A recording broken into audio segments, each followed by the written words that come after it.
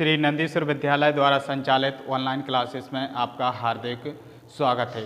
पिछली वीडियो में कल हमने 9th क्लास चैप्टर 7 एक्सरसाइज 7.1 के कुछ सवाल सॉल्व किए थे। आज हम इसी एक्सरसाइज के कुछ सवाल और सॉल्व करते हैं। 3 क्वेश्चन कल हमने सॉल्व किए थे, उससे नेक्स्ट 3 क्वेश्चन आज सॉल्व करेंगे। इसके बाद आपके 2 क्वेश्चन रह जाएंगे, वो आपको खुद से सॉल्व करना है। तो यहाँ पे हमने कॉन्ग्रुएंस ट्रायंगल के बारे में पढ़ना है। एक ट्रायंगल के अंदर आपके 3 पार्ट होते हैं, ठीक है। 3 साइडें होती हैं और 3 आपके एंगल होते हैं। 3 साइडें और 3 साइडें 3 एंगल होते हैं। तो यहाँ पे हमें 3 पार्ट में से मतलब कोई से भी 3 पार्ट आपको इक्वल करके बताना होते हैं। तो यहाँ पे जैसे फर्स्ट क्वेश्चन आपके सामने इस एक्सरसाइज का 4th नंबर का क्वेश्चन आपके सामने लिखा हुआ है। इसको आप अपनी बुक में से अच्छे से रीड करेंगे, क्योंकि यहाँ पे जगह नहीं है इसलिए इसको हम लिख नहीं सकते हैं। तो आप बुक में से क्वेश्चन को रीड करेंगे। रीड करने के बाद आपको इसमें क्या क्या गिवन है, क्या आपको प्रूफ दैट करना है, ठीक है, ये सारी चीज़ें आपको इसमें निकालना होती हैं। तो यहाँ पे आपको L पैरेलल M, ये पैरेलल का सिंबल होता है। L parallel M and P parallel Q। यहाँ पे L और M 2 पैरेलल लाइनें हैं और P और Q ये भी आपकी पैरेलल लाइनें हैं। अब ये दोनों लाइनें आप एक दूसरे को इंटरसेक्ट कर रही हैं, मतलब L M P Q को इंटरसेक्ट कर रही हों और P Q L M को इंटरसेक्ट कर रही हैं। तो यहाँ पे अब आपके सामने प्रूफ दैट आपको करना है। ट्रायंगल ABC बराबर है और सर्वांग है ट्रायंगल CDA, मतलब ABC ये वाला और ACD ये वाला, ये दोनों ट्रायंगल आपको लेना है। तो इसमें पहले हम लिखेंगे इन ट्रायंगल ABC, जो यहाँ पे आपको दिया हुआ है वो उसी को जो प्रूफ दैट करना है उसी को लेके हम चलेंगे।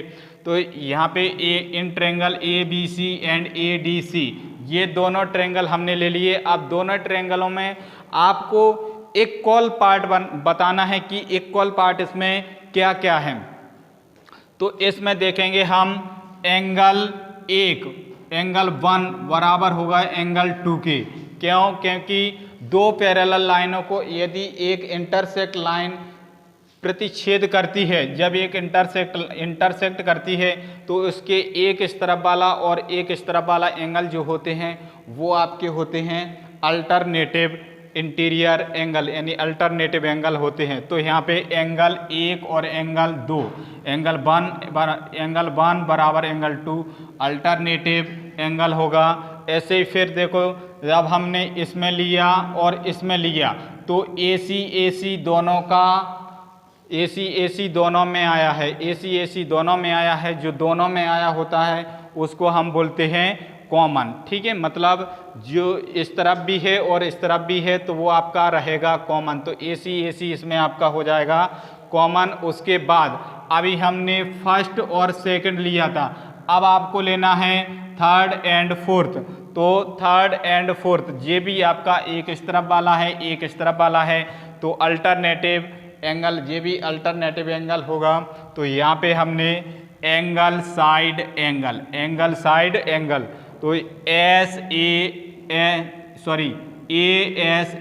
Angle side angle congruence law, इस ये सर्वांग समता इसमें आपकी लग गई। इसके बाद तीनों पार्ट इसके बराबर हो गए। जब हम अब इसको यहाँ से हटा के इसके ऊपर रखेंगे या इसको इसके ऊपर रखेंगे तो ये एक दूसरे को पूरा कवर्ड कर लेगी। और इस प्रकार से फिर जब ये कवर्ड कर लेंगे तो इसको ऐसे सर्वांग ASA सर्वांग समता कॉन्ग्रुएंस लॉ लिख के जो आपको प्रूफ दैट करना था सेम वही की वही लिख देंगे। इस प्रकार से इस एक्सरसाइज का क्वेश्चन नंबर 4 आपका कंप्लीट होता है। अब इसी एक्सरसाइज का नेक्स्ट क्वेश्चन हम लेते हैं, क्वेश्चन नंबर 5 है। इसको आप बुक में से रीड करना। रीड करने के बाद आपको मिलेगा यहाँ पे line L is the bisect of angle A, मतलब लाइन एल जो है, लाइन एल जो है वो एंगल ए को बाइसेक्ट करती है। बाइसेक्ट का मतलब होता है दो समान टुकड़े। तो यहाँ पे ए के दो समान टुकड़े, मान लिया जैसे 100 था तो 100 के 2 पार्ट होंगे, क्या होंगे 50-50, तो 50 इस तरफ हो जाएगा, 50 आपका इस तरफ हो जाएगा। बाइसेक्ट का मतलब होता है कि उस भाग के दो इक्वल पार्ट करना। तो इसमें दो इक्वल पार्ट आपके हो गए।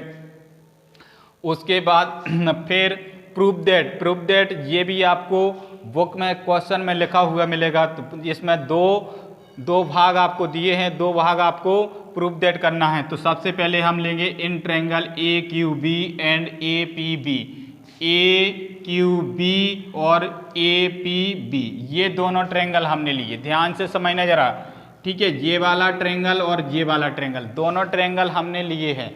अब इसमें हमें पहले से क्या क्या गिवन है, पहले से क्या क्या गिवन है वो तो आपको लिखना ही लिखना है। तो इसमें एंगल P बराबर एंगल Q, ये ईच राइट एंगल, ये आपके प्रत्येक 90 डिग्री के एंगल हैं। तो इसमें हम लिख देंगे ईच राइट एंगल, क्योंकि ये फिगर आपको बना हुआ दिया है और क्वेश्चन में भी लिखा है PB एंड BQ परपेंडिकुलर, ठीक है। परपेंडिकुलर मतलब होता है 90 डिग्री का एंगल है। तो यहाँ पे एंगल P बराबर angle Q, each right angle लिख दिया। उसके बाद एंगल A। अब जब हमने ए क्यू बी और ए पी बी लिया तो इसमें आपका एंगल ए दोनों में आया है, एंगल ए दोनों में आया है। तो एंगल ए बराबर एंगल ए लिख देंगे। यहाँ पे बी भी आ रहा है आपका, तो बी भी लिख सकते हैं, ठीक है।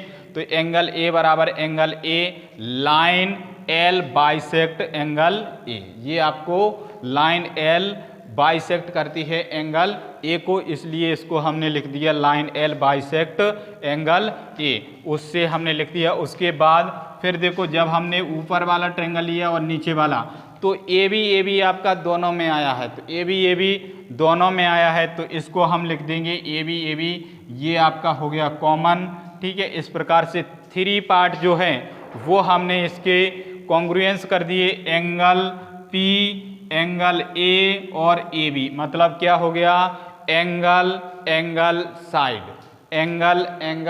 साइड। तो इसको हम लिख देंगे angle side, AAS, congruence law.